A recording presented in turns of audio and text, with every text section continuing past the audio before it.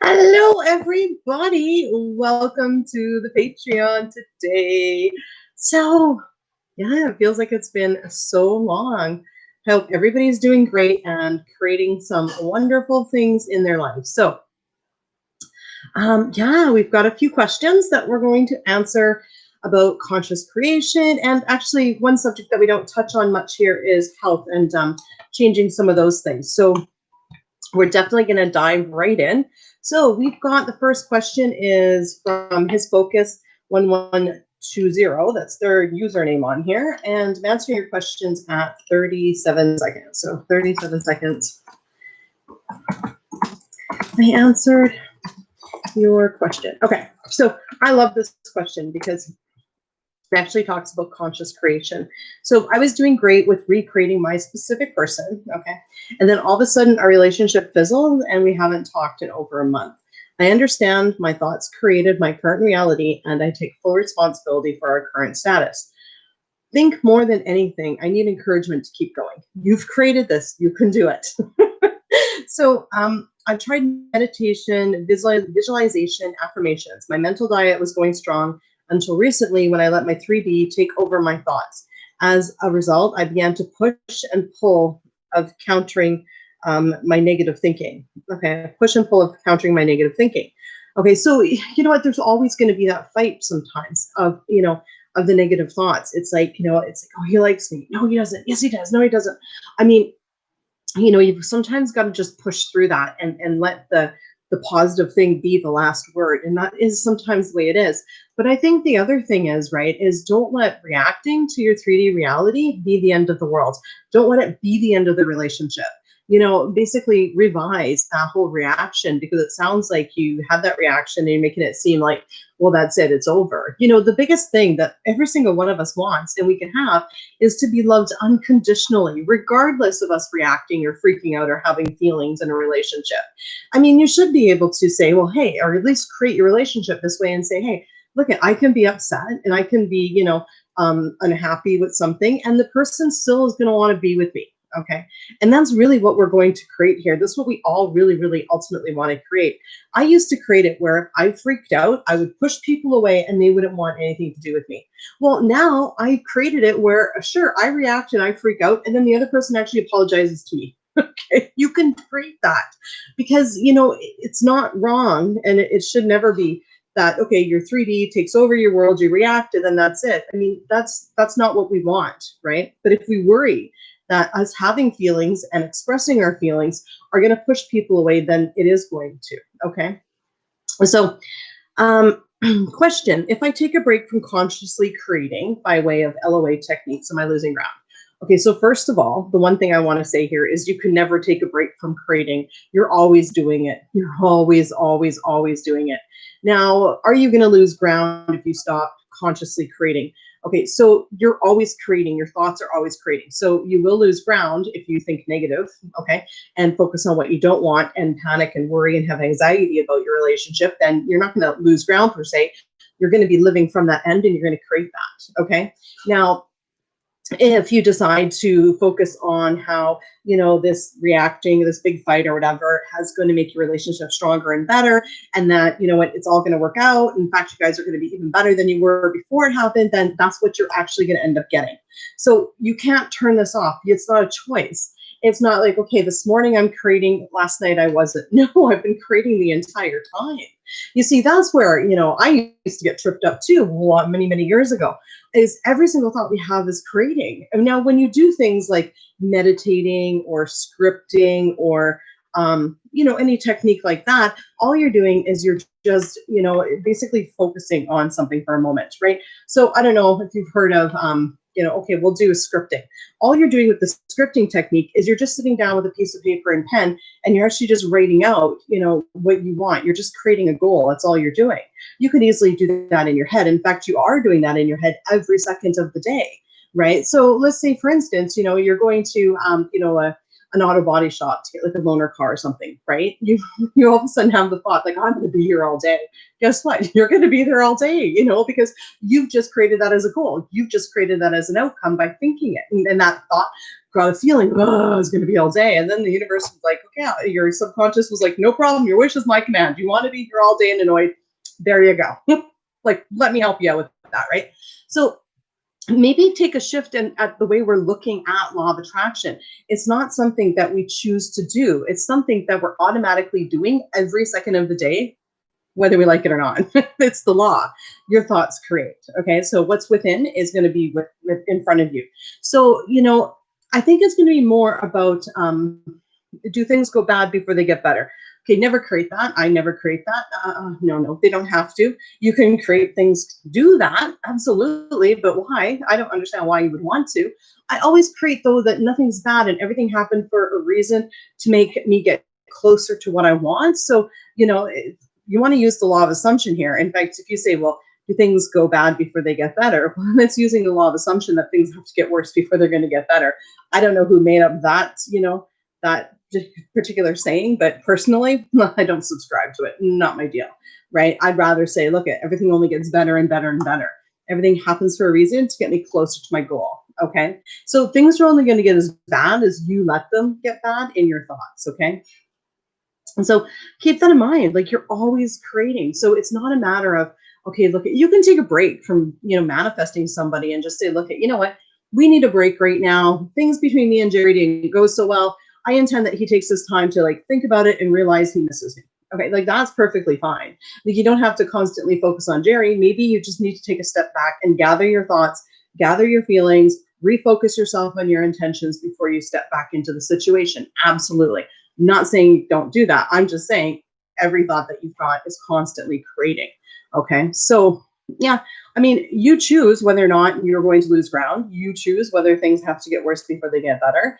I mean, I say that, things are always going to get better. But I mean, start with revising, the whole 3D taking over your thoughts. Like, really revise what you're making that mean, because the last thing you want to be is in a relationship where, you can't be you and say what you want and do what you want. I mean, that really sucks, So, yeah. Yeah. Hello, everybody. Hello. It's been so long. I love you all too. You guys have been amazing. You guys are so amazing. I just love all the success stories and stuff because, it's amazing. It really is, and to think that, I've created, a channel where, that we do give out the information. We give everything away, like anybody can watch a channel and really have a huge shift in their perception of how law of attraction works. And I think it's like the best thing ever, just to see people be successful. That's the whole reason why we do this, because there's not any reason why all of you guys can't have exactly what you want. It's $1 million, a happy relationship, a family, kids, whatever, you guys can have everything that you absolutely want, and yeah, and we're here to help you do that. So the next question is a light beings question. So this one is about, let me just write in here, 8 minutes and 11 seconds.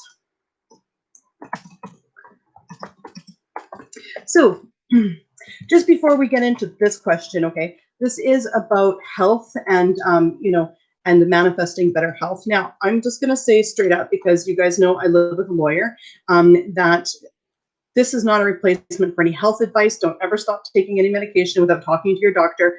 You know what? Sometimes your doctor doing surgery on you is your manifestation. Okay. So, we do create with our thoughts. We create everything with our thoughts.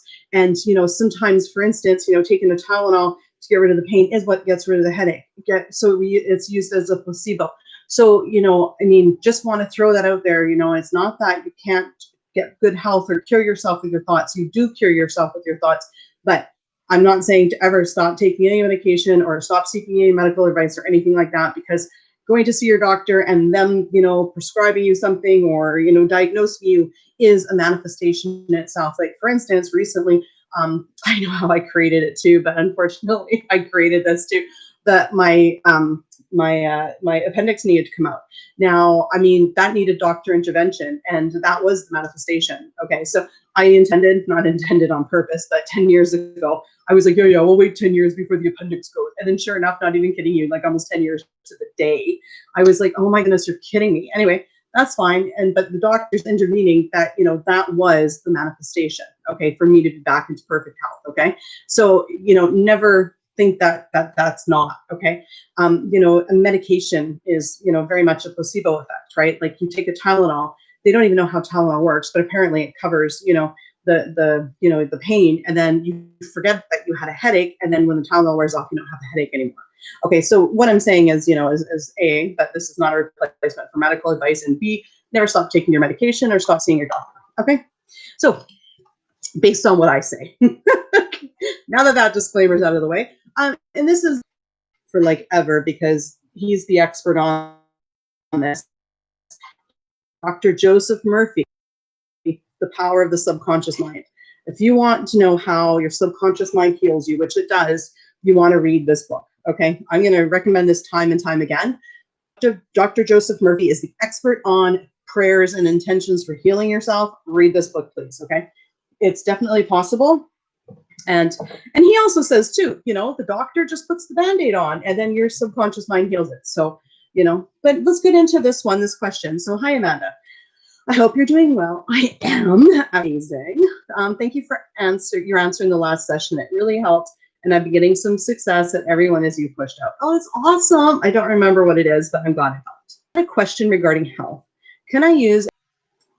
Yeah, but okay. So everyone as you pushed out is basically your thoughts create. So thoughts creating is no different than everyone as you pushed out. Okay. So for instance, right, you intend that, someone's going to buy you coffee. That thought goes into that person's mind, and then that person bought coffee. So everyone as you pushed out is sort of describing the mechanism of how your thoughts are creating. Okay. So the light shines from in your mind on the back of your subconscious mind, the light of consciousness, and it pings into the person who's going to be, basically the messenger of your manifestation. So everyone as you pushed out with your body and your health will actually shine through with doctors, nurses, or whoever else that's around you, helping you in your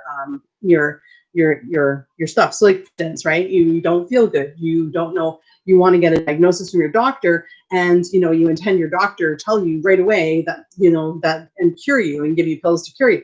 So then your doctor two pills cures you. But if you have a story that your doctor's no good and she's going to misdiagnose you and you're going to remain to be sick, then everyone's actually going to happen with your doctor.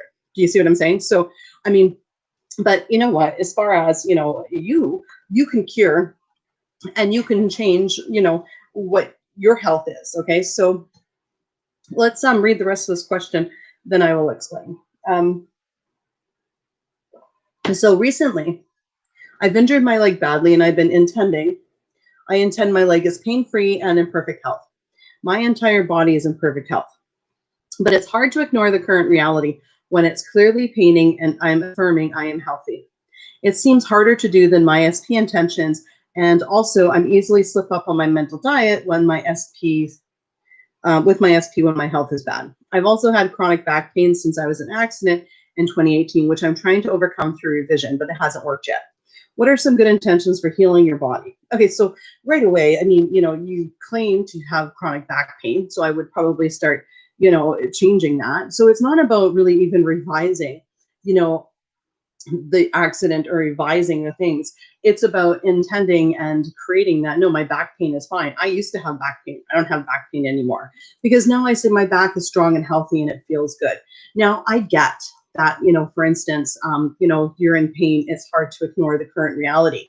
Okay, so you've got to start putting a story to that pain. That pain is going to pass. You know what? If that pain's there because things are healing, and tomorrow it's going to feel better. Okay, so use the pain as something to say, okay, look at, just like for instance, right? When you have a cut, it starts getting itchy. You scratch, and that's because it's healing. Okay, so do you see what I'm saying? So you want to use it in that way. Now the other way to go about it, which I mean, again, let's go back to the placebo effect for Tylenol, is the headache. You have a headache, you take Tylenol, that covers the pain. You completely forget that you have a headache. Okay, I think the most important thing in this is to go back to a time where you've actually cured something, in yourself. And it's undeniable. So I've had a time where I used to have this really bad, like apparently kidney or bladder disease that was like incurable or whatever. And yeah, no, I've been fine for like 15 years. Like it completely went away. I basically blamed it on something and then I stopped that. So I blamed it on eating MSG and then I completely stopped eating MSG. And then now it's gone, even if I eat MSG. So you want to hold on to things that you proved that you've been able to cure yourself, right? So you want to start out small. There's a couple other examples that I have in personal in my life, but they wouldn't make a difference to you because you need to find something where you've actually, it made yourself feel better with your thoughts. And then you need to hold on to that and remind yourself of that every time that you're thinking that this, that your health is just out of control and that you can't actually control it. So it's about gaining evidence of curing yourself, healing yourself. Okay. And that's what you want to start doing is you want to start creating that evidence, right? Intend to find a time that you realize that you actually have healed yourself. Okay. Get what I'm saying? So for me, that's the time where, you know what, I had this bladder, this incurable bladder, disease or whatever. And, now it's never bothered me for like 15 years. So I know in my heart that I've cured that. I know I have. So every time I think that something is completely uncurable or that, thoughts cannot help change my health, I think back to that and I'm like, no, I totally did that. If I did that, then I can do anything. In fact, the doctor was shocked that it doesn't bother anymore. He was like, really? I was like, yeah. I'm like, I'm good. So, do you get what I'm saying? You want to start creating evidence down that road and intending to create evidence. But again, read that book, please.